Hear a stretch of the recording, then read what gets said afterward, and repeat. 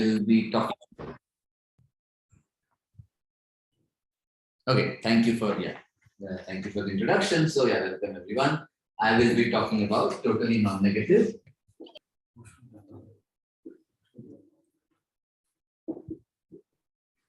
and totally positive matrices. So this is called Tn and totally positive.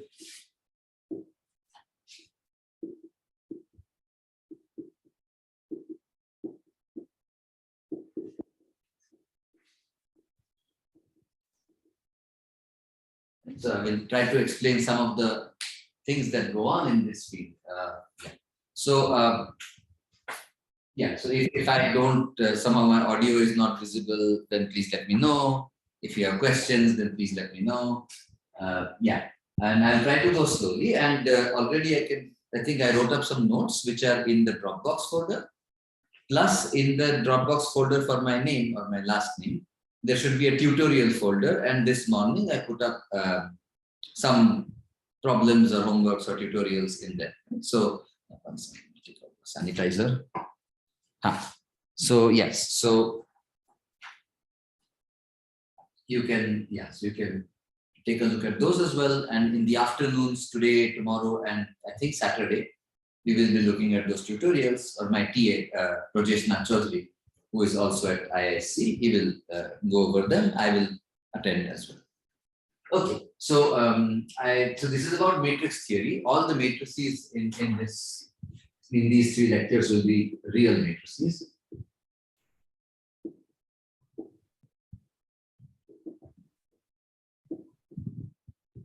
But we will not assume they are symmetric. In fact, they absolutely won't be symmetric. Not symmetric. Not even square. So we will look at rectangular matrices here, right? And we will look at, and we want to talk about certain special classes of those matrices called totally non-negative and totally positive matrices. So the plan for these three lectures is, first of all, plan. Right. So first of all, definitions, examples, basic properties.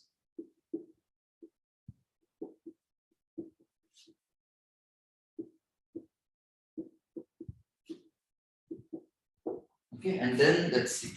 Then do I directly want to say with me?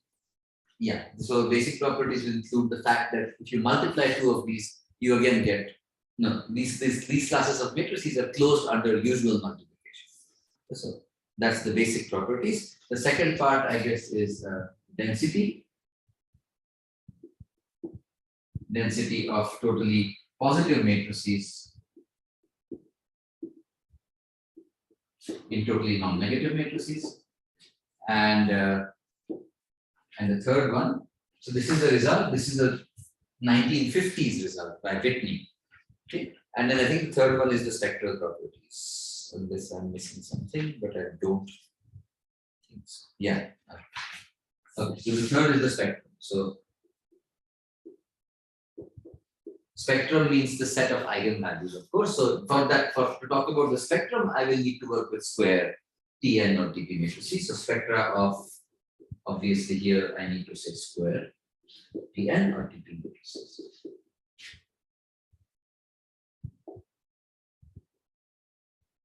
Okay, and the point is, so already these two things, I mean, definitions, examples, and basics doesn't say much, but these two facts should remind you, or maybe if you have seen some basic linear algebra courses, then you might have seen that this sort of should remind you of the fact that one has analogous things which are better studied, more familiar, called positive semi-definite and positive definite matrices.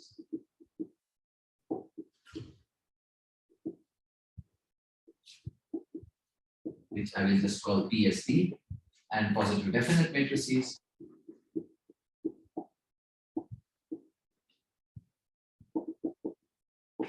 Let's just say PD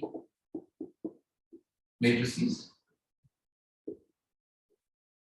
And again, one can show that positive semi-definite matrices is the bigger class. It contains as a dense subset the positive definite matrices, And one also, of course, has the fact that the eigenvalues of all these guys are non-negative.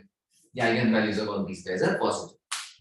Now, I'm saying that, no, I will talk about, even if I talk about square matrices, they need not be symmetric. So they are real, but they are not symmetric. If you knew some real matrix was symmetric or a complex matrix was Hermitian, then you could say that, by the spectral theorem, it has real eigenvalues. And then you can ask, are the eigenvalues positive or negative or non-negative and so on. All eigenvalues will be 0. Here, of course, all eigenvalues are strictly positive. And so you could have asked that if you knew that these matrices were symmetric. But the point is, these matrices are not symmetric. We will look at examples. And at least one class, a very large class of examples are called generalized van der Waals matrices. And those are not at all symmetric. Nevertheless, we will actually write down a full proof if we can, hopefully we can, that every square totally positive matrix has strictly positive eigenvalues. And in fact, all eigenvalues are distinct. There are no repeated eigenvalues. And then every totally non-negative matrix, by sort of the continuity of eigenvalues, has non-negative eigenvalues. And I will prove that continuity of eigenvalues statement as well. Okay. Okay, so that's where we are going. So it's really parallel then. Every totally positive matrix has positive eigenvalues. Every totally non-negative matrix has non-negative eigenvalues. And the totally positive matrices are dense in the totally non-negative matrices. So this is very analogous. So this is analogous to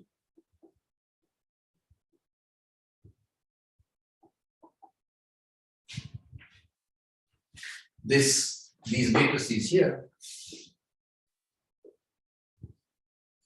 containing these matrices. That's going to be the case here.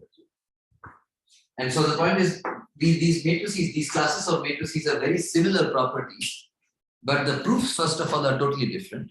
The proofs are the proofs for these things, Sylvester's criterion and so on. This is not how this goes.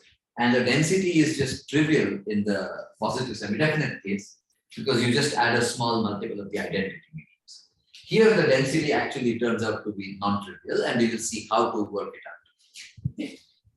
Okay, so that's the plan. Therefore, in these 3 lectures, we will talk about, first of all, what these matrices are, how they are defined, some examples, and then some basics, and then basic properties, and then roughly lecture 2 is here and lecture 3 is here, but of course, I may start something slightly earlier or slightly later and so on. Okay, so let's begin without further ado.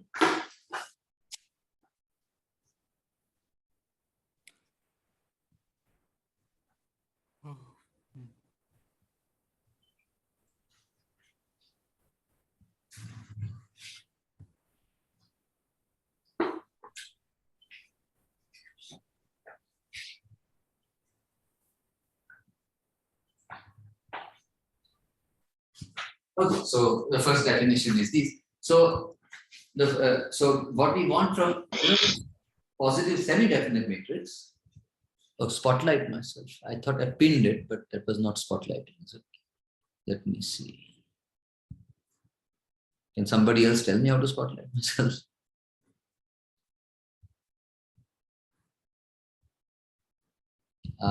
Click on the 3 dots above. I removed the pin and now spotlight for everyone. Okay, great. Yeah, now is it fine? I think this should be better now. Yes. Okay, yeah, thank you. Okay, so just for the definitions then.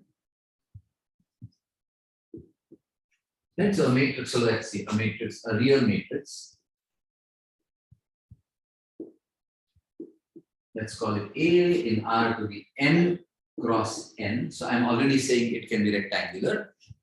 Is so totally non-negative. Right, I'll write it once more and then never again. Then we will just use Tn and Pt.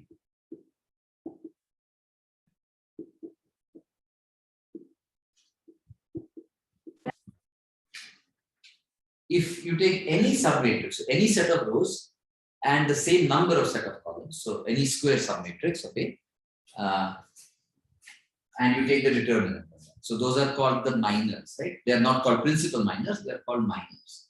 minors are where, the set of rows need not be the same indices as the set of columns, but they are the same number. Right? So if all the minors are non-negative,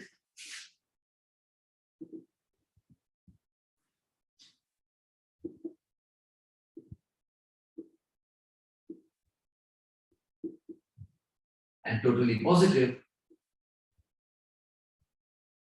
if all the minors are positive.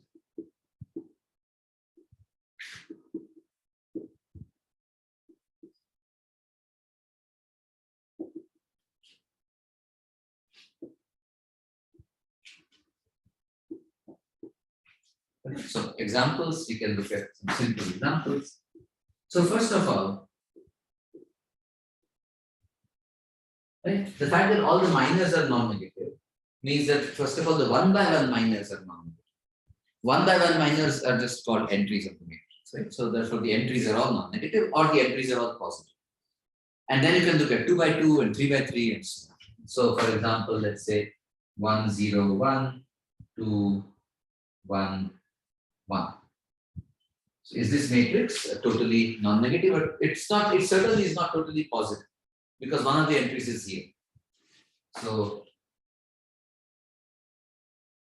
this one is here. What about totally non-negative? Is it totally non-negative? So clearly all the 1 cross 1 minors are non-negative because the entries. But now you don't have 3 cross 3 minors because this is only 2 rows. But then you have to look at all possible 2 by 2 determinants that you get from here. Right? And so you can see clearly that, for instance, this one, the minor is negative. So it is not EMI. Okay, so there are, so that's one example.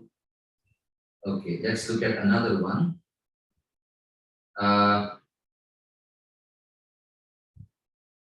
So this matrix is of course again clearly not totally non-negative even.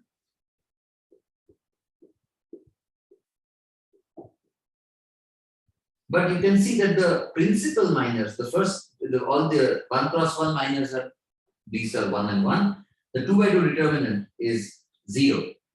So this matrix is positive semi-definite, but it is still not totally non-negative or totally positive. So I want to show you that clearly there exist matrices which can lie in one class but not in the other. Right? So these are examples of things which are not Tn or Tp. Now let's look at examples which are.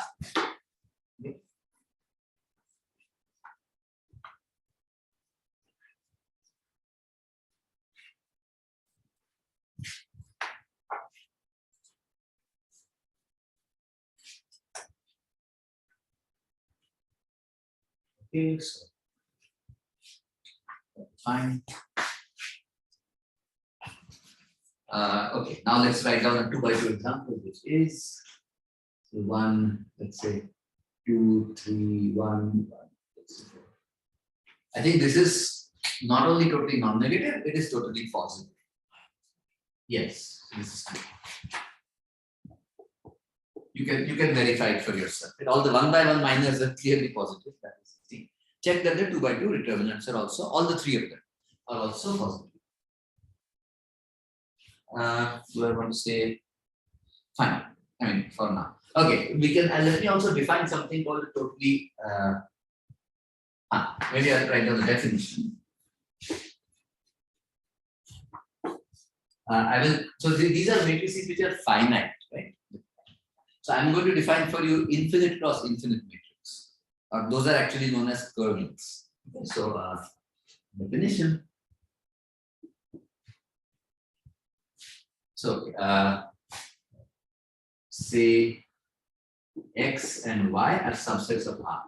So you can define a kernel which is like R cross R matrix or 0 infinity cross 0 infinity matrix or integers cross integers, Z cross Z matrix. So I'm using the word matrix very loosely. These are infinite arrays of numbers. Yes, and I'm going to therefore in general define it on X cross Y. Okay.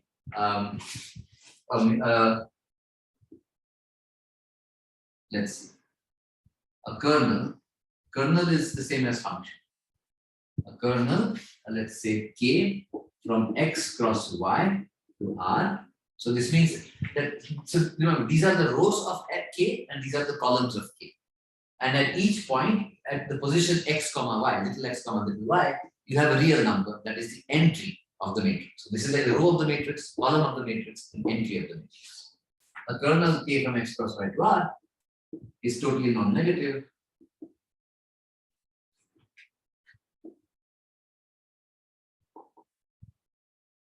I will define totally non-negative and then just say that for totally positive, you do something else. Again, for just this once I will write down Tn. Yeah. If the following happens, right? So, okay, if so, given any size, this is the size of the minor I'm going to take. And basically indices or scalars. X1 less than x2. So these are the rows, the set of rows I will take in increasing order in x, and y1 less than y2 in y. Okay, so if given n bigger equals 1, so really what I should be saying here is, I should be saying if given 1 less equals n less equals min of xy. I hope you can read this. It's the minimum of the cardinality of x and the cardinality of y. For example, here there are only 2 rows. So capital X has size 2. And there are 3 columns. So capital Y has size 3. Capital X is 1, 2, the first row and the second row. Capital Y is 1, 2, and 3. First column, second column, third column. So I can only take 2 by 2 minors or 1 by 1 minors. I cannot take any larger minors. The same thing here. So Rn, or maybe I should be calling it, I'm going to use a different notation. Here is the TPP kind of thing. So I need it for Whitney's here. 1 second. P. Apparently, I want to use P. Okay. So given any P cross P minor, given any P distinct rows and P distinct columns, we have determinant of K. So you can look at this movie. First, forget the determinant. Given P and P, you can draw a square submatrix of it. So look at K, X, I, Y, J. Look at I and J, both going from 1 to P. This is a square submatrix, which is essentially taking the rows indexed by these guys from this whole X cross Y matrix and the columns indexed by this guy. And for all choices of such increasing rows and increasing columns, this matrix is totally positive, or just that is determined. Yeah, this is the minor. This is the this cross this minor of this matrix, quote unquote infinite matrix. The minor is positive. Sorry, totally non-negative, so the minor is non-negative. So this is the more general definition. I don't care now if this is a matrix like this, or it is a R cross R function itself. And I'm going to give you an example of this. That's why I'm giving you this. We will see a very sort of quote unquote famous example of a totally positive kernel. So this was Tn. Maybe I should change this out. Now here is where I will change this. I will call it as Tn or bracket Pp. So it is totally non-negative if all these determinants are non-negative, and it is totally positive if all the determinants are strictly positive. That's so Tn and Tp if this is non-negative or positive, if all the possible minors you can draw are non-negative or positive. Okay. Now let me give you an example of this, and we will prove this example today. Yes, we will prove this today as well. Example, let's 3, 4.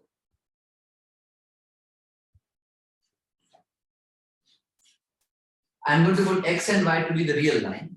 X equals y equals r. So this is truly an uncountable cross uncountable matrix if you want. And the function k of x comma y equals e power minus x minus y quantity square. Okay, so maybe the question should be, does anyone recognize this?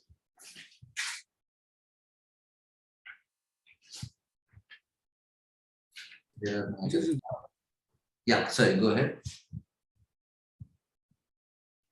Any answer? It is a Gaussian, right? Yes, this is exactly. This is the density function up to some scalar of the normal density. Right? This is the Gaussian density, which has this famous shape, bell-shaped curve. That's what it is. Sometimes one puts a over sigma square for the variance parameter.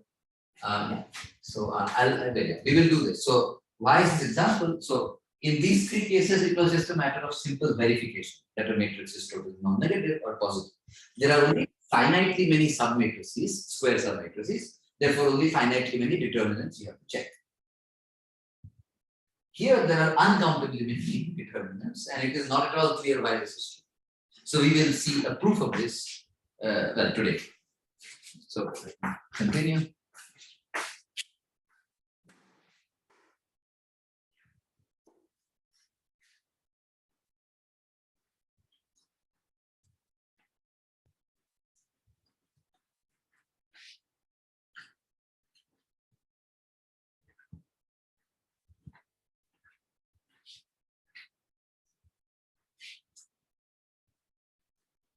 So I won't write this down, but there is a very deep theorem in total positivity in this theory. So clearly, the density of an exponential, of a Gaussian random variable is a totally positive function, or in particular, a totally non-negative function. You can check that the density of a exponential random variable, so like e power minus x, basically, lambda e power minus lambda x on the positive side and 0 on the negative side. So the density of an exponential random variable is also totally non-negative, but half of the minors will be 0, right? So it can't be totally positive, but it's totally non-negative. These guys are totally positive, therefore totally non-negative. And then one can show that if you have two random variables whose density functions are totally non-negative, then their sum is a random variable, and its density function is also totally non-negative. And the remarkable theorem, so this way you can say that, if I take independent, let's say independent, right? So if I take independent IID exponential random variables and I add them up, I take a linear combination of them, the density of that would be totally non-negative. And if I even add a Gaussian or something, then that density is totally non-negative as a function on R cross R. The remarkable theorem is there are no other totally non-negative functions on R cross R of a certain kind, which only depend on x minus y, basically. The only ones possible are the density functions of a countable sum of exponentials plus normal, all independent. And that's a very deep theorem in 1951. We will not at all get there, but I just wanted to tell you that the fact that the normal density appears as a totally positive or totally non-negative kernel is not something that is accidental. This is one of the few atoms. This is one of only two possible atoms, normal and exponential. Every density function, every totally non-negative kernel is actually the density function of a linear sum of those guys. So this is not some like accident that it shows up. This is actually one of the very few functions that can show. Okay. We will not actually get there, but but if you want to see more details, then I have a big set of 300-page set of lecture notes on my website, and part 4 of the lecture notes talks about Polya frequency sequences and Polya frequency functions. That contains some more details about this.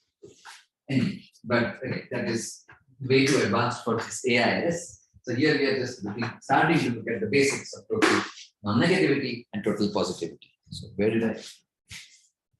Okay, so let's start. So as I said, I want to prove this. Remarkably, although this is, of course, all these definitions, all these concepts are for x cross y, but the definition ultimately involves looking at matrices and determinants of matrices.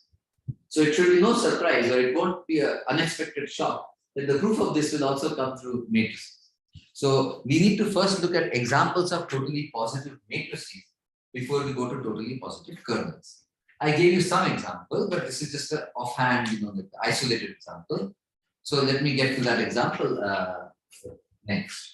Okay, but before that, let me just tell you that I told you that totally non-negative matrices are analogous to positive semi-definite matrices, and TP, totally positive matrices, are analogous to positive definite matrices. So positive definite and positive semi-definite are very, very sort of widely occurring matrices in science or in any field that has data, because they occur as covariance matrices and correlation matrices. Right? So the same way, it turns out that total non-negativity and total positivity actually turns out to occur a lot in mathematics as well, at least in mathematics, in all kinds of areas. So PN and TP. I wrote down a bunch of references of papers, like people who have worked on them, but let me just at least write down the areas. And in the notes, you can find more detailed names of people who worked on them. And then if you go to my web page, in that 300-page lecture notes, the same list shows up, but it is accompanied by certain references to papers. So if you want to go deeper into the subject. But for now, I will just tell you many different things. So of course, they occur in analysis and matrix theory.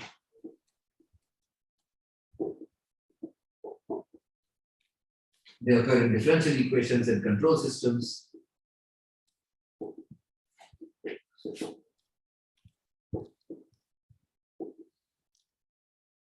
Control theory or control systems. They occur in analysis is done. They occur in combinatorics, to planar diagrams and graph theory and so on. Also in terms of log concavity, strongly log concavity and so on. Probability and statistics, of course, that's true. Sam Carlin. Lefron, Sam Carlin, lots of people have worked on these, Ian Johnston. All of them are people I named. Pittman's at work here. Okay, applied math, so something called interpolation theory and splines.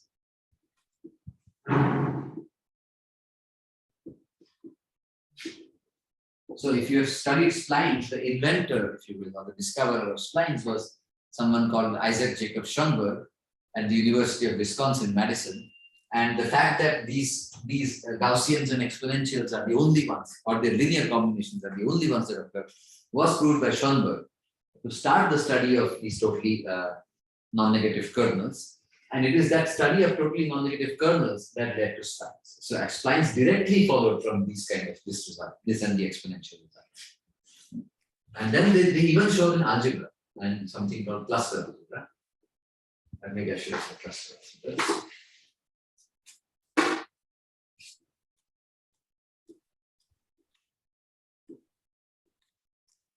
And you have things like the totally positive Grassmannian or the totally non-negative Grassmannian. First of all, you have totally non-negative elements in the representation of Lie groups. So this is in representation theory. Then there are several others. I'll just maybe name integral systems.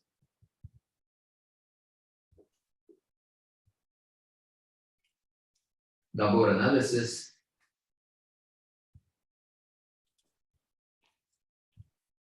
And there are lots of papers and references and so on. Okay, so yeah. So let's now get to the actual examples. Now I want to try to prove this statement for you. You have plenty of time. So I want to prove this statement for you. So let's get to the statement. For that, okay, so in the notes, I have given you one example of Topfields cosine matrices, but maybe I will ask my TA to do that in the, to cover that example in the tutorial session or whatever it's called, in the afternoon, today afternoon. Okay, so I will get to the example 1.5, which is a generalized van der Waals matrix. So as I said, this is one example, one isolated example of a totally positive matrix. I want to give you an entire class of examples. and a very relevant class to this particular kernel. So that will help improving that state. Okay, so example 4. So example 5.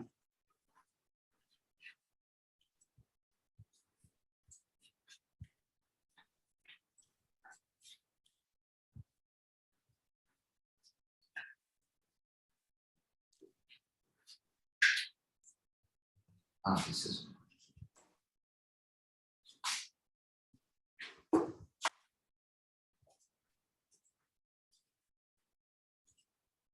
Sir?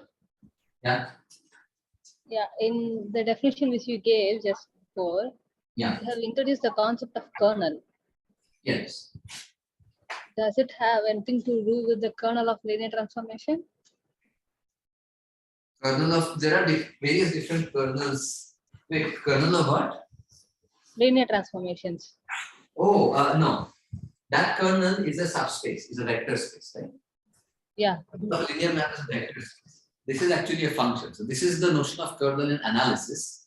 Their kernels are sort of one or basically usually two variable functions. You integrate them against something like one variable function.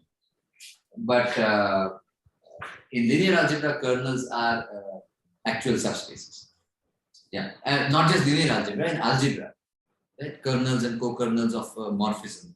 Like you can have a linear map between vector spaces. You can have a homomorphism of groups. You can have a homomorphism of rings or of modules. All of these guys are kernels, which are subsets of the domain, whatever the domain is. The domain may be a group, then it's a subgroup, normal subgroup. The domain may be a ring, then it's an ideal. The domain may be a vector space, it's a subspace. The kernel is a subspace. So yeah, those kernels are all subsets and distinguished subsets of the domain of this map. But here the kernel is the function itself. So this is the analysis version of kernel as opposed to the algebraic or linear algebraic or category theoretic version of the kernel. Thanks. Good question. Yes. Thank you. So yeah, so now let me look at the example, fifth example of a total. This time it is an example of a totally positive matrix, and therefore, of course, it is totally non-negative as well. So let's see. Generalized.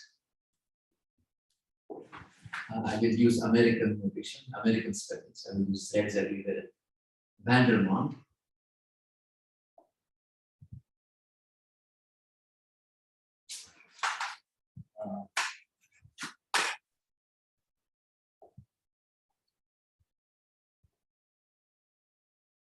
Matrix M.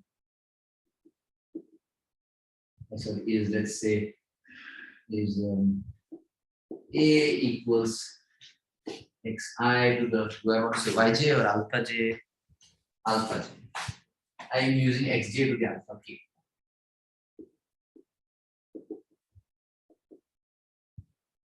So I have some number of, okay. I have some number of scalars, x1, x2, xn, and some number of exponents, alpha 1, alpha 2, alpha n, the same number. And all these numbers are real, and because I want to take real powers, I just take positive scale, positive basis. 0 less than x1 less than x2 less than xn, and alpha 1 less than dot dot less than alpha n are real numbers. Okay, that is the definition of a generalized random matrix. Lemma or theorem or whatever I call it, theorem. This matrix is always totally positive.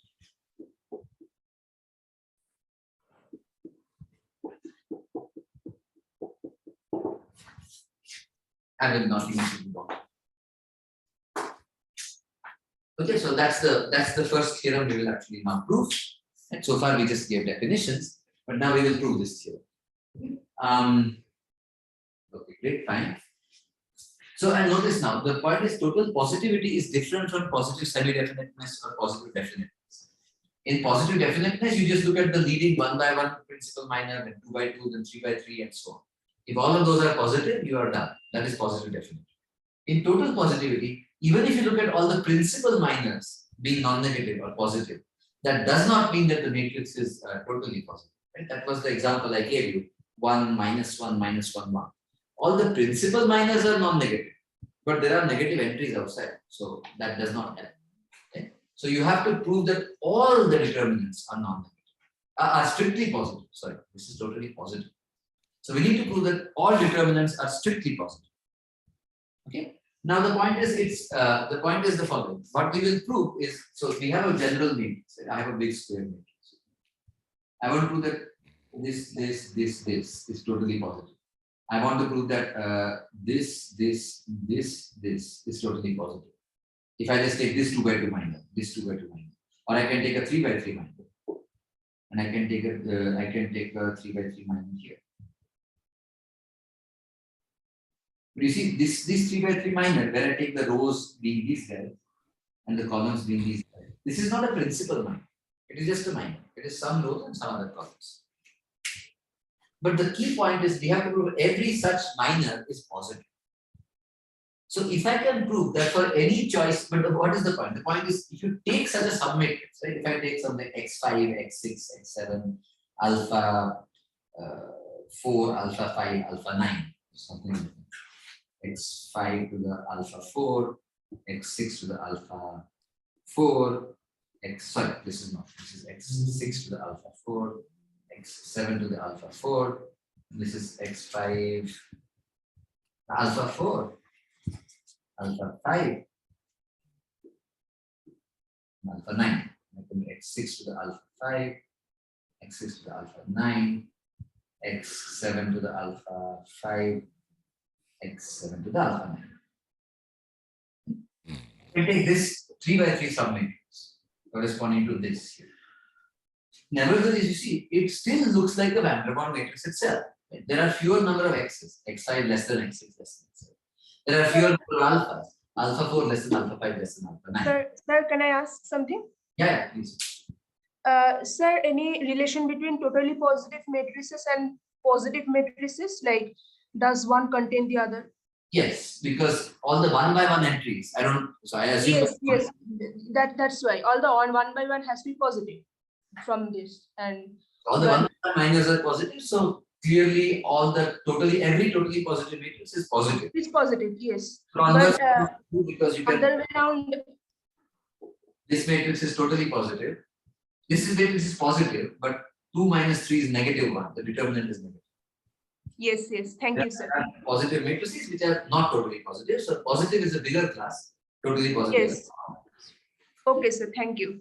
Sure. Yeah. Okay. So getting back to this submatrix of a van der Waals, generalized van der Waals, you see that every submatrix of a generalized van der Waals matrix is itself a generalized van der Waals matrix of a smaller size. So therefore, to show that every submatrix has positive determinant, it's enough to show that if I go after submatrices, it's enough to say that this statement for every A, so for all the generalized van der Waals, which I will just call GDM, this statement is equivalent to saying that the determinant is positive for every generalized van der Waals matrix.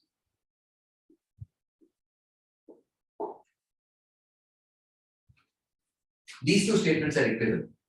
Because the submatrix, because for this one you need to prove that every square submatrix has a positive determinant. But every square submatrix is of the same form as well. Therefore, this statement will imply the positivity of the determinant. Okay, so we need to prove this. So basically, instead of proving that A is totally positive always, we prove that the determinants are positive always. And that will mean the same thing. Okay, now why is that true? The reason for that is, okay, we will first prove. Go ahead. By determinant A, you mean the determinant of the whole matrix here, like all those minors? Yeah, the whole matrix, but the point is I'm running over all submatrices. Okay, fine. So because every subminor is also going to be a form of that. Okay. That's why it's enough to show that the determinant is positive for all of them, but for all of them. Yeah. I mean, when I say GDM, I already said they are square. So great. Yeah. Okay, so that's the thing. Okay, so now why is that? We will prove instead this. So the way to do it is the following. Do we know at least one case when the determinant is positive? Do we know at least one example of a generalized van der Waals matrix whose determinant is positive? I'm not asking if it's totally positive. I'm just asking for an example of a GVM whose determinant is positive. So let me know while I erase this, if you can think of such an example.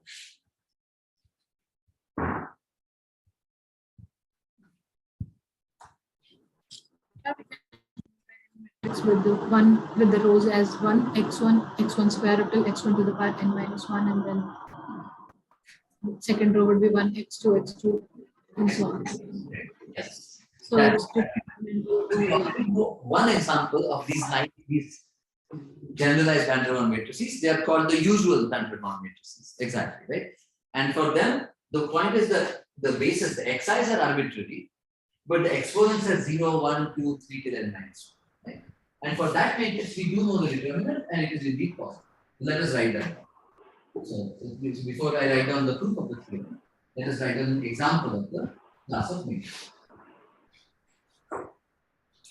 So example 5a, I guess. So this is example 5, the full general quantity, and this is the special case, usual van der Waals matrices.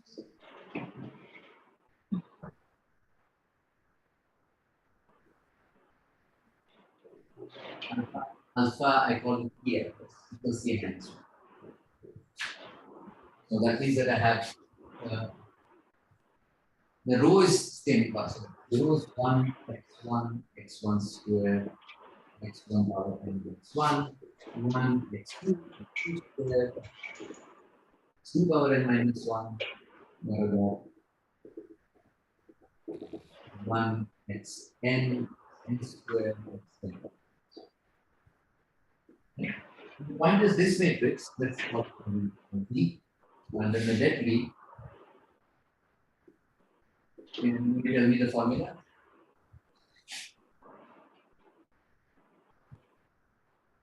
For the determinant. So for 2 by 2, you see this x2 minus x1. That is for 2 by 2. What about for n by n?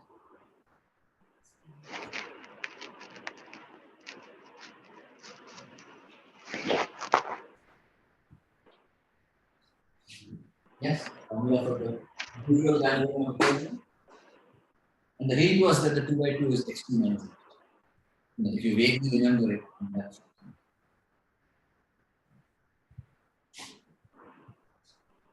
yeah, it's x2 minus xi, where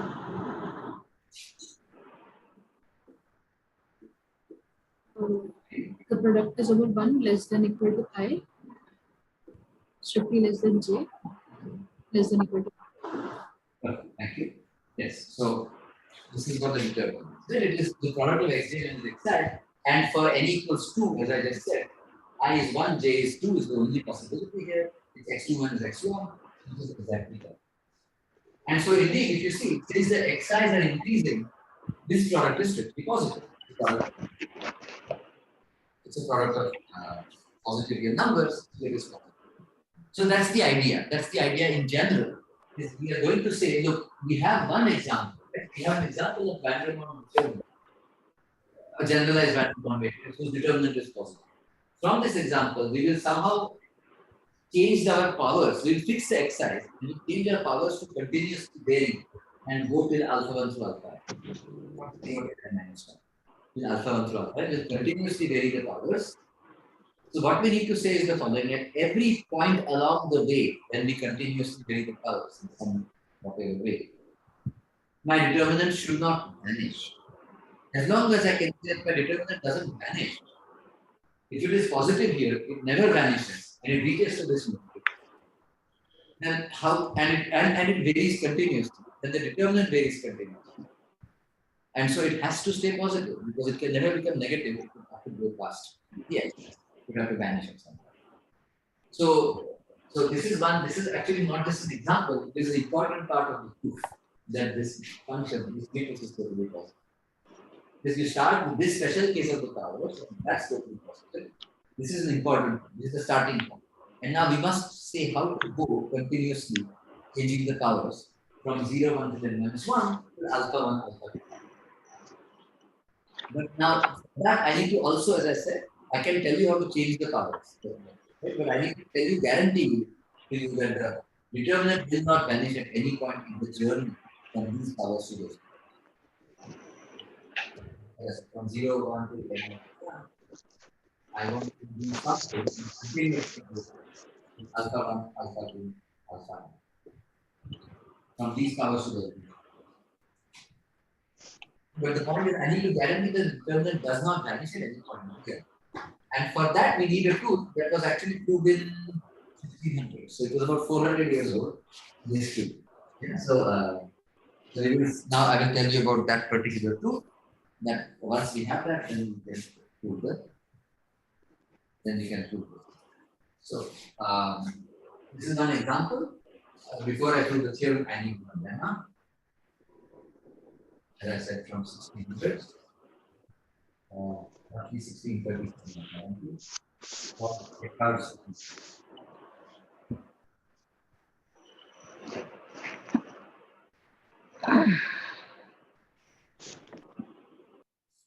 And this is sort of a weaker version. There are stronger versions as well. Okay, we have plenty of time. Great. So, right. Can you please repeat your argument here? What we are supposed to do, like changing from 0, 1 to n minus 1 to alpha is? Trigger for the main show. But the point is, we already, so let us fix the, I want to prove that this matrix has positive determinant. I don't need to prove every submatrix does because every submatrix looks like. So I start and fix these n numbers, positive real numbers. I want to, and then for every choice of alpha n's, alpha i's like this, or alpha k, whatever, I want to prove the determinant is positive. I know that that is true for one choice of alpha, this one, 0, 1, n minus 1. I want to prove this is true for every one of these. So what I'm going to do is I'm going to find a way to continuously change to basically, I have some point 0, 1, 2, and I have a point alpha 1, alpha 2, alpha 3. I will find a path that continuously goes between these. This is the point A. This is the point B. I will find a path in Rn. There are n coordinates. I will find a path in Rn that continuously goes from this tuple to that tuple. And at every point in the path, I will call this path, let's say, gamma of p. So gamma of 0 is the point this one, gamma of 1 is the point this one. Gamma is a continuous function from 0, 1 to Rn. And what I will look at is the matrix xj power gamma k of t. So I will then with xj power gamma 0 of t is the usual random matrix. Xj power gamma of 0 and xj power gamma of 1 is a generalized random. Okay, so that's how we are going to do. And the point is we are going to go that way and prove that at every stage in between, for every time point, the matrix is non-singular. So if you have a continuous, so therefore now its determinant is non-zero, it's a continuous function of time. It starts out being positive. It's positive here, never, never, never, never 0. And if I prove that it is non-zero, then that non-zero must be positive. Because, you never touch 0, you never cross the x-axis. So if this was negative, it's non-zero, so it's either positive or negative. If the determinant here was negative and positive here, then it must have crossed the x-axis at some point in between by the intermediate value theorem. But we will prove, because of this rule of science, that the determinant cannot vanish in between. Therefore, it cannot have been negative here. It is non-zero, so it must be positive, which is what we wanted. Okay, that is the rough idea. Sorry, go ahead. Yes, next question. More questions? No, it's fine. Okay, great. So let me write down the lemma precisely, and then we will prove the lemma, and then we will prove the theorem. Okay, so fix. So pairwise distinct numbers. So fix. Maybe I will. Okay. It doesn't matter which way I do. So yeah, let's say fix. Real alpha 1 less than alpha 2 less than alpha n. These are essentially those, if you will. Okay. And scalars. And again scalars, but now they need not be distinct. C1, C2, Cn, which are of course real, and not all 0.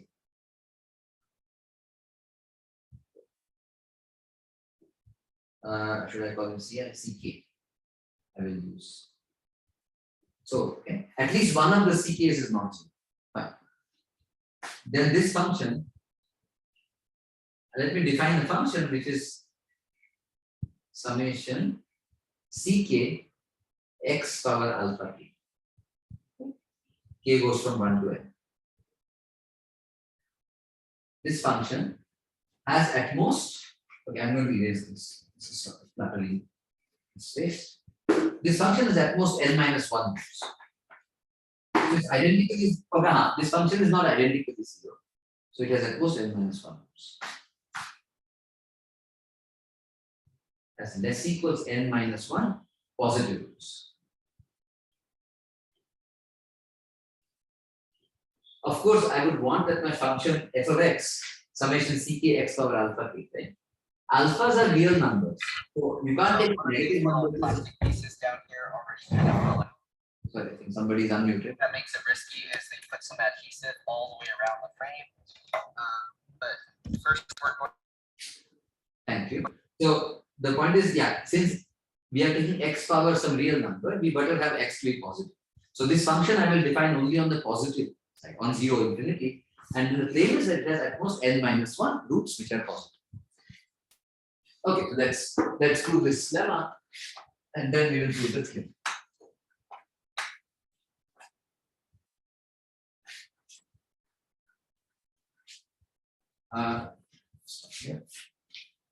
Okay, so so first of all, okay, the proof is by induction on n and by Rolle's theorem. It's very, very simple. I hope everybody here knows Rolle's theorem. So I will assume it. The proof. Induction on n bigger equals 1. Okay, let's look at the n equals 1 case. At the n equals 1 case, I have, so that means I just have C1, and C1 is not 0. And I have fx equals C1 x power alpha 1. C1 x power alpha 1 has no roots, no positive roots. So the only root is x equals 0, but 0 is not positive. So n equals 1 is.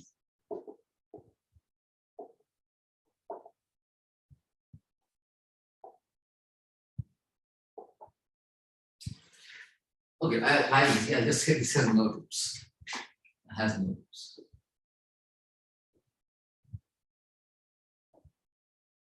Has no roots strictly bigger than 0. The point is, we are only talking about positive.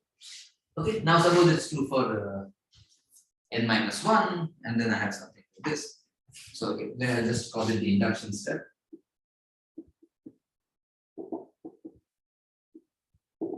Okay, so I know it's true for n minus 1, and now I do have n scalars. I can assume that the n scalars are all non-zero, right? Okay, because why can I assume the n scalars are non-zero? Because if Cn equal to 0, then this function, the Cn equal to 0, I could take the summation only until n minus 1. I don't care what alpha n is because it never shows up in the function. Okay? So for the induction step, I can actually assume that all the Ci's are non-zero. Otherwise, if any of the Ci's are 0, then I would reduce to the case of at most n minus 1 different scalars showing up here. And that is part of the induction hypothesis. So we can assume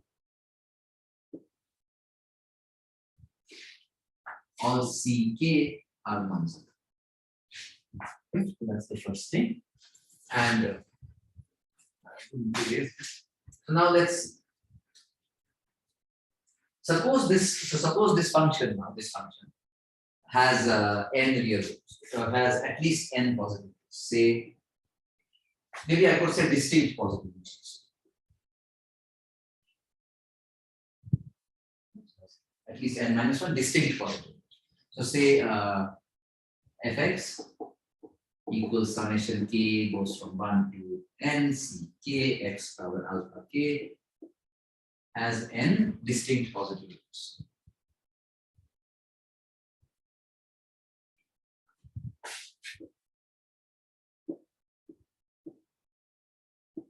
Okay, then I can do the following. I can multiply this function by x power minus alpha 1. Okay, alpha 1 is the smallest. X, and remember x is remember that f is going only from the positive real numbers to r. because I'm taking powers like this. Alphas to be negative, so I cannot even take x to be 0. Now I can therefore multiply by x to the power minus alpha 1. That function never vanishes. If it never vanishes, then the multiplication with this is the same number of distinct roots. Hence, so does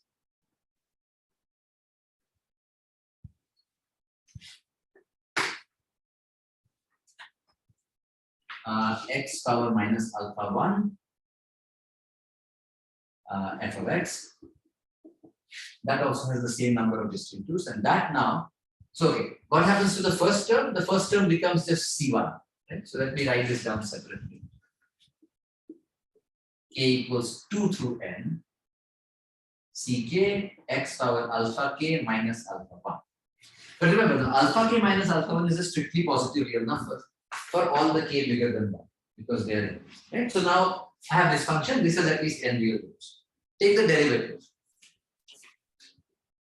Let me give this a name. Let's call it g of x. Now suppose g of x, so I have some function. I have a function g of x on 0 infinity. And g of x has so many distinct roots. I have n distinct roots. What? आप नहीं जा सकते ना Hello, sir. Hello. Yeah. I can hear you. Question? Yeah. Hello. So here in the assumption you have induction hypothesis, you have assumed it has f has n distinct positive roots. Yes. I'm proving it by contradiction. Yes. No, my question is, do we know it has n distinct roots? What if it repeats? Distinct roots. I'm not. I'm asking. Okay, so I'm talking here about the number of distinct places it can vanish. Yeah, I should have maybe said distinct from the start. Okay, okay. So the theorem itself says it has at most n minus 1 distinct roots. Distinct positive. Yeah, distinct roots, and of course the domain is 0 infinity, so I'm adding the word positive. I meant Yeah. this. Yeah, Because okay, got it. it can vanish to multiple or to higher order at some point. I don't care. I'm just checking that how many different places does it vanish. Right. And I'm proving this by, of course, I should have said that I'm proving this by contradiction. So I want to say it has at most n minus 1. So suppose it has more. Suppose it doesn't. It has at least n. Again, when I say n, I mean at least n, of course. Right? Distinct positive roots, then so does this function. But then what can you say about its derivative? How many distinct roots would it have?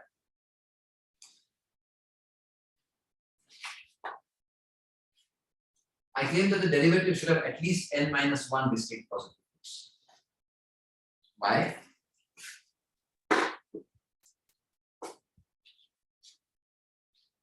If I have one function that vanishes at 5 different points, and I know the function is differentiable, I claim that its derivative vanishes at least at 4 different points. Why? So by Rolle's theorem. By Rolle's. So let's write that down. That's right. By Rolle's theorem, g prime of x, let me write, okay, has at least n minus 1 distinct positive.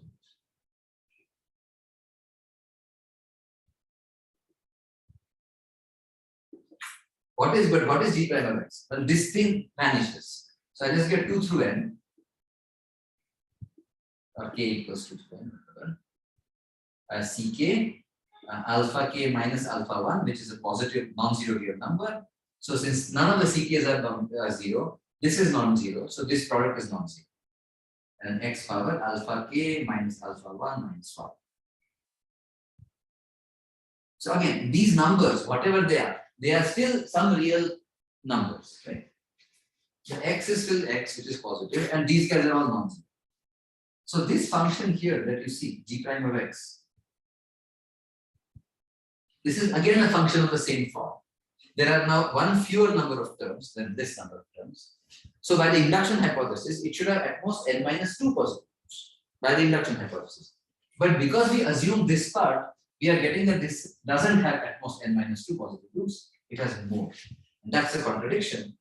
So this contradicts the induction hypothesis, and therefore the lemma is true. Descartes' rule of signs contradicts the induction hypothesis. contradicts induction hypothesis. Repeat your argument again. Say that again, please. Can you repeat that? I couldn't hear. You have taken judicious. Sorry, again.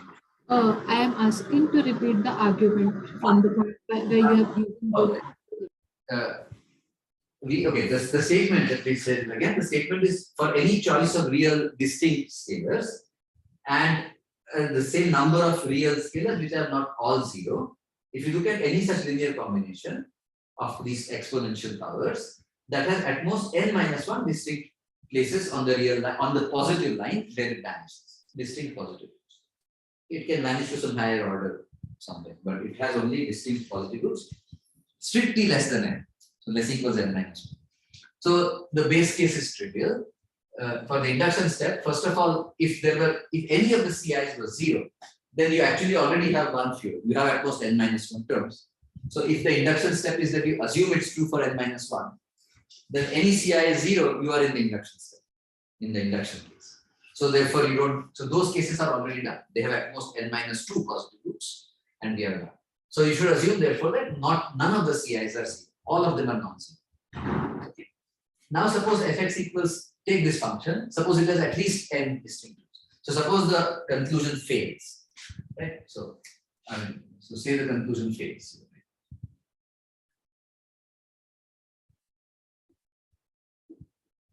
Suppose the conclusion fails, i.e. fx is this form.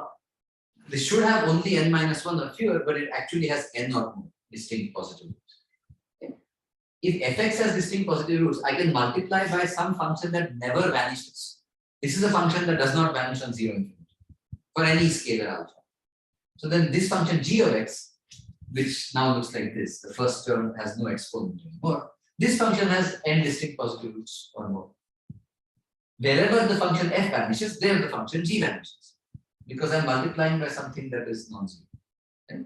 And wherever the function g vanishes, there the function f vanishes. They have the same number of distinct roots as well. Okay, but now if you have any function like this one, which vanishes at 5 places or n places, then its derivative vanishes in between every 2 distinct positive roots. So its derivative vanishes at least at 1 fewer number of places. That's Rolle's theorem, right? So by Rolle's theorem, this function g prime, whatever it is, has at least n minus 1 distinct positive roots. But what is g prime? G prime, if g of x equals this here, then g prime, this guy just goes away. Derivative is 0. And for each of these guys, I write them. And so you see that this is a sum over n minus 1 many terms. So it is indeed a sum over 1 fewer number of terms than this. So I can apply the induction hypothesis. For this function, I can apply the induction hypothesis. These powers are distinct. There are n minus 1 many terms. And so I can apply the induction hypothesis, which would say, since there are n minus 1 terms here, this should have n minus 2 or fewer distinct positive roots. But what we claimed by Rolle's theorem was that this is strictly bigger than n minus 2 distinct positive roots. That's the contradiction. The induction hypothesis would imply that this function has less equals n minus 2. Rolle's theorem implies it has bigger equals n minus 1, so strictly bigger than n minus 2. So by the trichotomy of real numbers, a number cannot be simultaneously less equals n minus 2 and strictly bigger than n minus 2. So by the trichotomy of real numbers, you get a contradiction to the induction hypothesis. And therefore, yeah. So that is Descartes' rule of science. Now let us use it to prove the actual theorem. Let's see, okay, we have plenty of time. So at least the theorem will be done. And then I will state the Coshibini formula and we will see where we are. I'll try to prove it as well. Okay. So okay, so now this was proof of the theorem. As I said, we will crucially use the fact that the usual van der Waals matrix has positive determinant. But I'm not saying this matrix is totally positive. It can have, you can draw rows and columns from weird places. I'm just saying that the determinant of this usual van der Waals is positive. And we will use just the determinant positivity to prove the determinant of every generalized van der Waals is positive. And that for all matrices of that form implies that all of those are totally positive. But we will just use the determinant. Okay, so proof of theorem.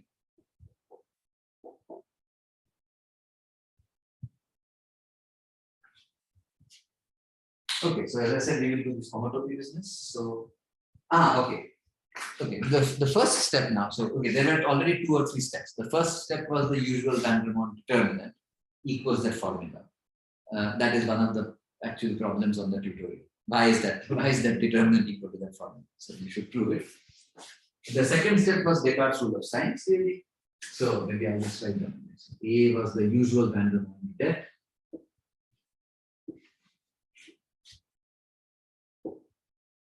I don't actually care what that formula says, but the formula helps me understand that the determinant is positive.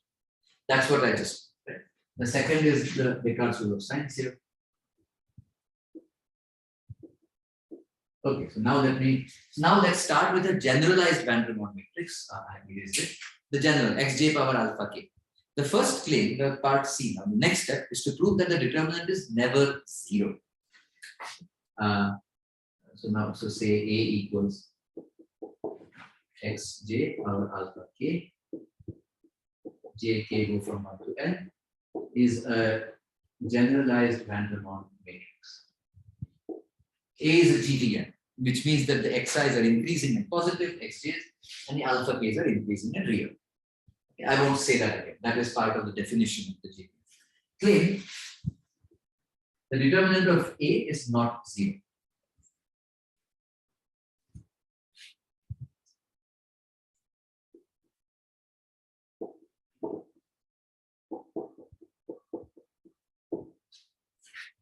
Never. For every generalized van der Waals matrix, it is at least non-singular. We want to say the determinant is positive. At least let's prove it is non-singular or non-zero. The determinant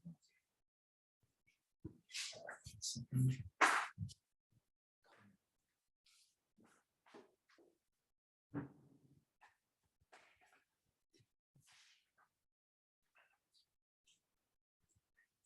Oh. So why is this true? Proof. I think it's again by contradiction. Suppose the determinant is 0. If the determinant of a matrix of a square matrix is 0, then the matrix has non-zero kernel. And this time the kernel, I do mean the linear algebra kernel. Right? If the matrix kills a vector, what notation am I using? C. Okay, so say determinant A equals 0. There is a C in Rn.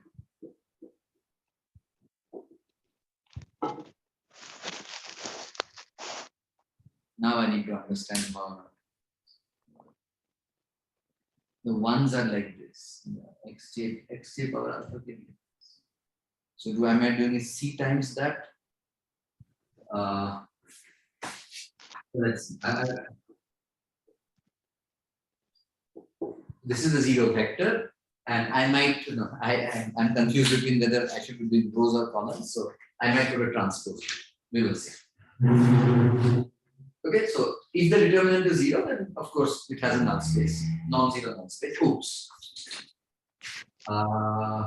Obviously, I should have said something more. Non-zero, such that ST stands for such that. Let's write this down in coordinates. What is the first entry of this thing? It is the first row of A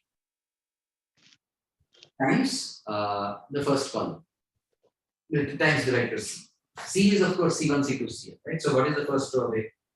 It is x1 power alpha 1 times C1 plus x2 power alpha 2. I'm just putting x1 power alpha 2 times C2 plus x1 power alpha n times Cn equals 0. Similarly, x2 power alpha 1 times plus x2 power alpha 2 times C2 plus x2 power alpha n times Cn. And so on. How do I write this in compact form? Let's say xj. So for every j goes from 1 to n. I have to take the summation from k equals 1 to n and take xj power alpha k and times ck. The ck is here. ck times xj power alpha k equals 0 or 1 less equals j less equals n. If my matrix was singular, then it would have a null space vector which is non-zero, which means that I would get this statement. But you can see what I just did here, Descartes' rule of signs. I said whenever I have such n distinct real numbers, strictly increasing in fact, and at most n such numbers, and the coefficients c are not all zero. That is just saying that this vector is non-zero. Whenever I have such a thing, this function can have at most n minus 1 distinct roots. So how, but here I am saying that this is 0, i.e. this function has actually the n distinct roots, x1, x2, xn. And these x1, x2, xn are all zeros of this function here, of f of x. And yet they have n distinct roots. How can that happen? It violates Descartes' rule of signs.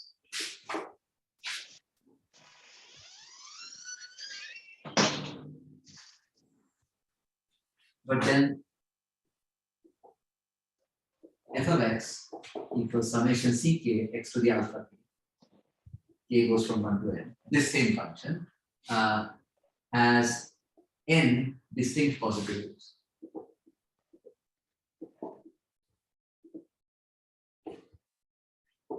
x1 less than x2 less than 0 less than x1 less than x2. This is literally the assumption of a generalized van der Waals matrix. And all of them are exactly the same. So it almost seems like Descartes, this is exactly the form in which Descartes' rule of signs works. And this is exactly the form of a generalized van der Waals matrix. So it almost seems as if Descartes worked out his rule of signs in the 1600s so that somebody would come along and prove that these matrices are totally positive, at least non-singular. Right? Anyway, this I think was done by Gantmacher and Klein. So Gantmacher has a famous book on the theory of matrices. And I think I saw this argument in one of their papers in the 1950s. So more than 300 years after Descartes gave his rule of signs, they said, look, it's the exact same thing we need, exactly what we need to prove that the generalized van der Waals matrix is non-singular. Right?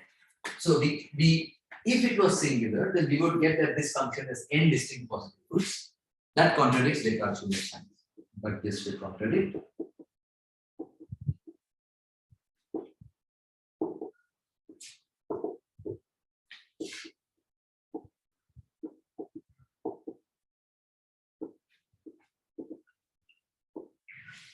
Therefore, this assumption here must be false, and that proves the claim. So that is part C. That is the third step. And now, as I said, finally we come to the final argument, which is the homotopy argument. So this is what not me, Professor Tanvi Jain, I guess, of ISI Delhi, I think she called it that. Or maybe it's just a standard name. But yes, it definitely is a homotopy argument. So if you have seen some algebraic topology, then you will know why the word homotopy is being used. If you haven't seen algebraic topology, don't worry about it. I'm not actually going to do any homotopy theory here. So the Pardina, now this is the final step. And so great. So consider. I told you what the sketch was. Right? We would go from those powers 0, 1 till n minus 1 to alpha 1, alpha 2, alpha n. That. So consider a continuous path. Continuous. Gamma from 0, 1 from the interval to Rn such that it has to satisfy three properties. Gamma of 0 is my usual van der Waals powers. Gamma of 1 is my final generalized van der Waals powers.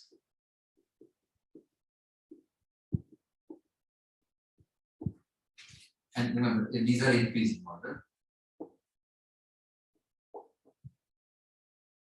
Okay. And the third fact is the following.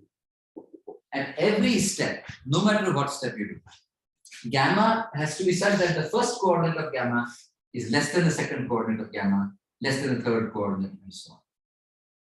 So for all t, so it is true at this point, 0 is less than 1, less than -1. It is true at the final stage, alpha 1 is less than alpha 2, less than alpha n. I want that it should be true at every stage in between as well. So for all t, meaning t in 0, 1, gamma 1 of t less than gamma 2 of t less than gamma n of t. Okay, so the first claim is that such a path always exists. For every n and for every alpha 1, alpha 2, those points, such a path always exists. So if you see why, then don't say it out loud, but that's basically one question in the tutorial session. Such a gamma always exists. Oh, sorry, I did not. I already said continuous. Fine. So that if you want, you can call it property 4, but already I said continuous. Such a continuous path gamma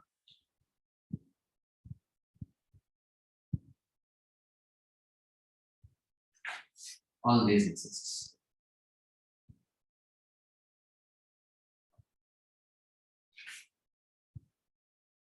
That is one of the tutorial problems. Okay, now suppose I have this path. I have now chosen such a path. I can say consider, I can say choose, whatever. Right?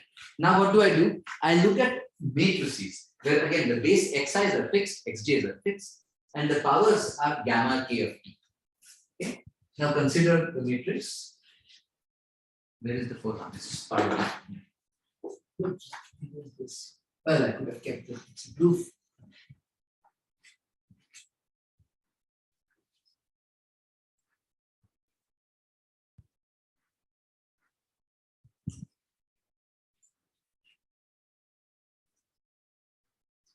All this just to prove that the generalized van der Waals matrices have positive determinants.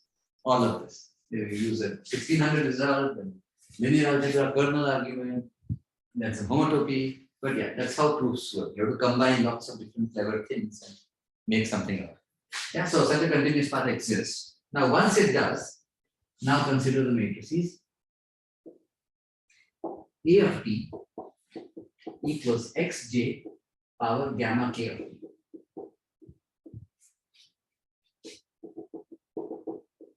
G and K, of course, go from 1 to n. So this is, I'm defining these. Okay. So A of 0. Okay, then let's note down some observations. So A of 0 is the usual van der Waals matrix. A of 1 is the generalized van der Waals. A of 0 means xj power 0, xj power 1, xj power n minus 1. That was the usual van der Waals. A of 1 is where you take xj power alpha 1, xj power alpha 2, xj power alpha n. But in fact, with alpha 1, alpha 2, alpha. But in fact, you see that because of this third property here, because the exponents are still increasing at every point of time, this is still a generalized van der Waals matrix. Just that the powers are not alpha 1, alpha 2, alpha, and the powers are whatever they are. For all t, A of t is a generalized van der Waals with different set of powers, like the third power. In particular, its determinant is non-zero.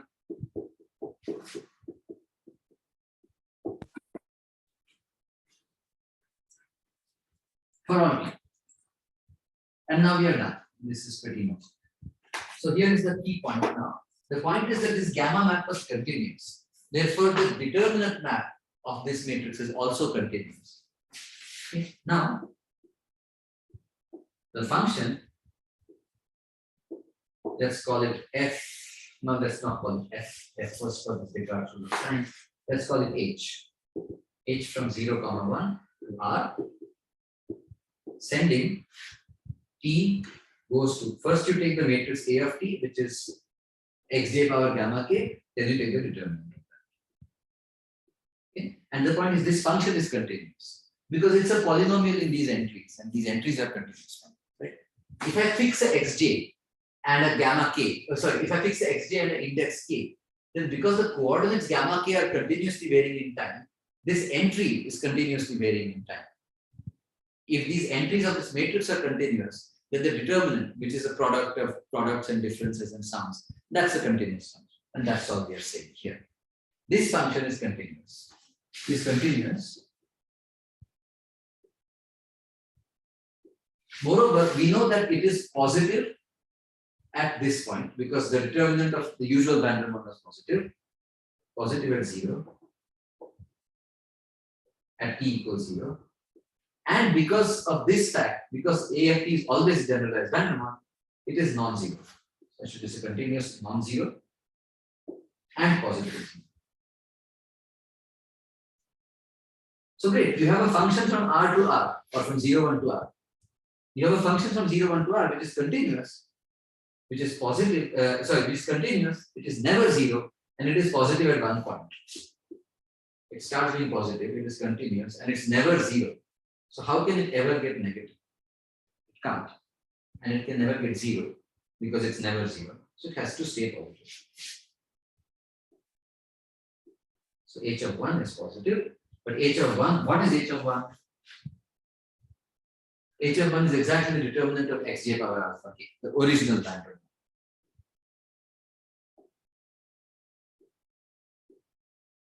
That is what we wanted to do.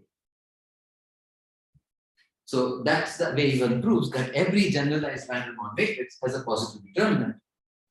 And now since every submatrix of that is still of the same form, it has a positive determinant. Therefore, all minors are positive. Therefore, generalized van der Waals matrices are indeed totally positive.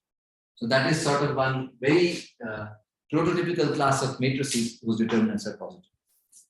Okay, so maybe I should not really start the Coshibini formula today, but then let me finish something that I would have done next class, which is the fact that the Gaussian kernel I said was a totally positive function, totally positive R cross R matrix or kernel. Why is that? Okay, so the point is that's not too bad to prove once you know that this fact is true. Let's prove that. So claim, so corollary, the Gaussian kernel is totally positive. Yeah.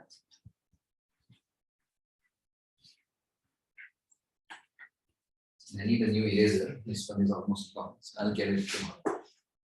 But 1 second.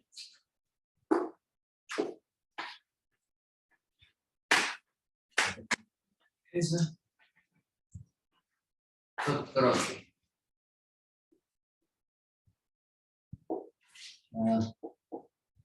The Gaussian kernel. Let me even make it with the variance parameter, except I will put it in the numerator.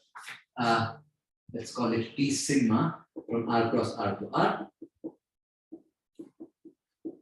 So x comma y maps to e power minus sigma square, whatever, x minus y quantity square is totally positive for all sigma non-zero. Of course, if sigma is 0, then I just get 1 here. And then you take any submatrix, you just get a matrix of all ones. And that is hardly, that is never totally positive, it is totally non-negative. But the moment sigma is non-zero, meaning there's an actual term here, I get a totally positive matrix. Okay, proof. Again, this is the function of the form that if you take any 5 x's and 5 y's, you want to prove that the determinant, okay, actually you just want to prove the determinant is positive. Right? I don't need to say anything more than, so let x1, x2 go, let n bigger equals 1 and choose, let's see, so x1 less than dot dot less than xn, y1 less than dot dot less than yn, real. And so choose real scalars.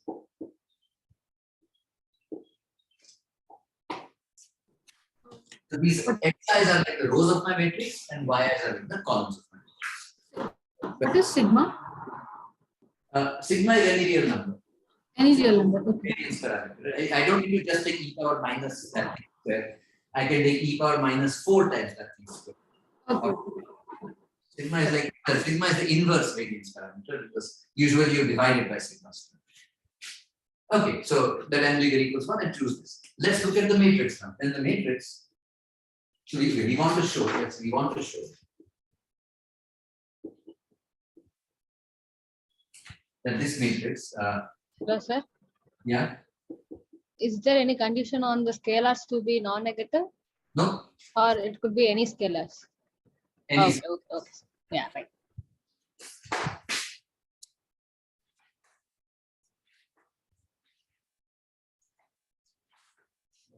I think I will need a little bit of that space. This should be enough to prove the theorem. Okay, so we want to show that the determinant is 0 where A equals this matrix e power minus sigma square xj minus yk square. J and k goes from 1. I want to prove that for every such sum matrix that you take of size n cross n, for every n and every sum matrix, the determinant is positive. That was the definition of a totally positive kernel. Also a totally positive matrix. Every sum matrix has positive determinant. How do you show that? Here is where you use the fundamental identity that everybody knows: x minus y square equals x squared plus y squared minus 2xy. And you will see why that minus sign is extremely important. Well, so this is equal to, so now I claim that A equals, if you look at this matrix, e power minus sigma square x1 square, diagonal matrix, e power minus sigma square xn square, times the matrix e power, now here I will take minus sigma square, that's minus 2xjyk. So I get a plus 2 sigma square xj yk. This matrix is not diagonal, it is rectangle. It is full. And then again, this matrix is going to be e power minus sigma square y1 square, diagonal e power minus sigma square yn square. So what am I just saying? This is equal to e power minus sigma square xj square, e power diagonal. Okay, maybe I'll say that there. Clutter everything. So this is equal to, this is equal to diagonal e power minus sigma square xj square times e power twice sigma square xj yk times diagonal e power minus sigma square yk square. And if you see what happens to a matrix when you pre and post multiplied by diagonal matrices, you get exactly e power minus sigma square xj square plus twice sigma square xj yk minus sigma square yk square. So you can just check that this is, I should not really say claim, I should say check. If this, I'm not even going to check it. I don't think I'm asking in the tutorial, but sure, you can ask the TA if you want. Okay. I want to prove that the determinant of this matrix is positive.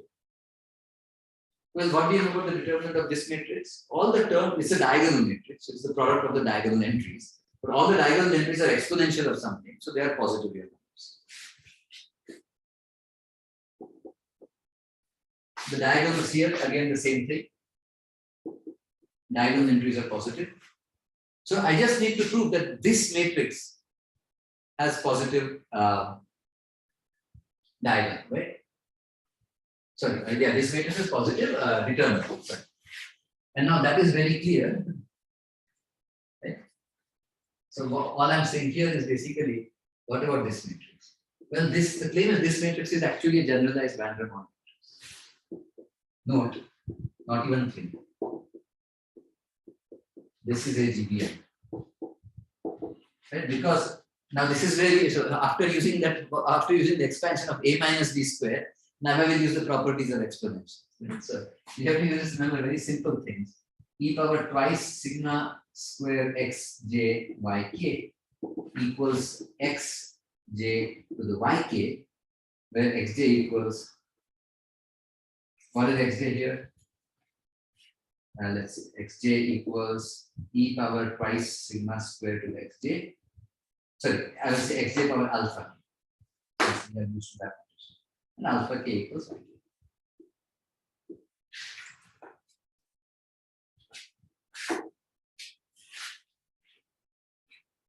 Right? If I set this to be my xj and this to be my alpha k, then what is xj power alpha k? It is this number to the power of this number, which is exactly this.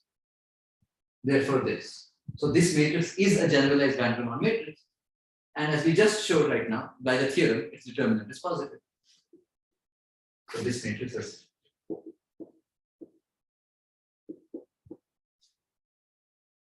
And now, so I have this matrix is a product of 3 different matrices whose determinants are positive. Therefore, the determinant of this matrix is positive. But this is every possible submatrix of this kernel. So the kernel must be totally positive. Okay, so that's it for today. So this is how much. Apoorva. Please don't erase the last time. Actually, I have a doubt there. Yes. The h function you are taking, I'm confused with this function. This h of t equal to, you take, I'm giving an example, 1 minus t you take. H of t equal to 1 minus d. H of t equals 1 minus t, okay. So this function from a 0, 1 to r you take. From 0 to 1, this function is positive. Yes. But at the point t equal to 1, this is equal to 0. Yes, yes. But the point was, if you remember the question, right? So the first point was generalized Van der Waals matrices are always non-singular by Descartes' rule of science. Yeah. So at that point, it cannot be 0. This doesn't. This is not. Okay. Thank you. Yeah. So this is just the corollary to the main theorem that generalized Van der Waals matrices are not only always non-singular, they are totally positive. So the determinants are always positive. Therefore, this being such a matrix with these specific values has positive determinant. So do these diagonal matrices. When you multiply, you get all possible square submatrices of the Gaussian kernel. So the Gaussian kernel itself is totally positive. Okay, so I think that's, sorry, slightly over time. Sorry for that. But probably we can, if there are more questions, feel free to ask me. Then we will continue tomorrow.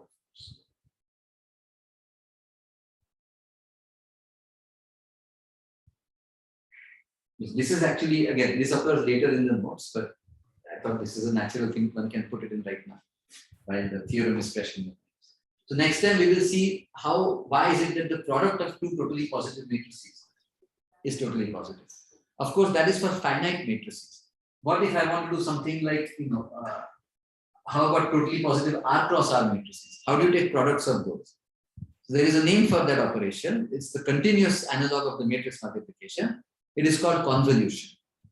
And again, to go back to probability theory, the reason why, so if I take an exponential variable and another exponential variable which are independent, and I know that their density functions are totally non-negative, then I'm telling you that the product of 2 totally non-negative matrices is totally non-negative. Well, what happens here is that the convolution of those 2 density functions is totally non-negative. That is the continuous version of the product, right? But now, why is this convolution important? Well, if you have 2 variables x and y with density functions and they are independent, then the density function of the random variable x plus y is actually the convolution of the density functions.